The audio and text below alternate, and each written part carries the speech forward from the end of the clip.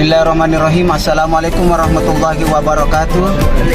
Alhamdulillah, hari ini agenda kita hari ini bersama rombongan jamaah VIP melakukan city tour sekitar kota Madinah, dan insyaallah agenda pertama kita mengalap berkah sholat sunat di Masjid Quba, di mana sholat sunat di Masjid Quba memiliki keistimewaan tersendiri dibanding masjid-masjid yang lain. Sebagaimana sabda Rasulullah Shallallahu Alaihi Wasallam, siapa yang melaksanakan sholat sunat di Masjid Quba maka mendapatkan pahala seperti menjalankan ibadah umrah. InsyaAllah mudah-mudahan kita senantiasa sehat-sehat selalu dan senantiasa dalam lindungan Allah Subhanahu Wa Taala, dan insyaallah perjalanan ibadah umrah kita lancar 100% dengan izin dan segala kebesaran Allah Subhanahu Wa Taala. Wassalamualaikum warahmatullahi wabarakatuh.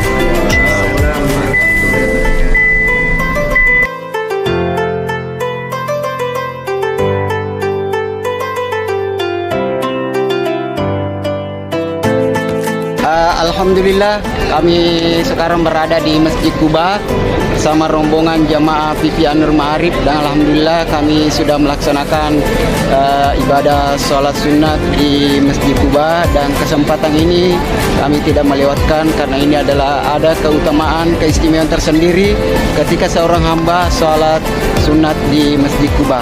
Saya bersama Bapak Haji Hengki Yasin, ya, dari Makassar. Dan saya bersama keluarga Pak Haji Kasmat Munde dari Makassar. Insyaallah mohon doa atas semua, mudah-mudahan perjalanan ibadah umrah kami lancar 100% dengan izin dan segala kebesaran Allah Subhanahu Wa Taala. Amin.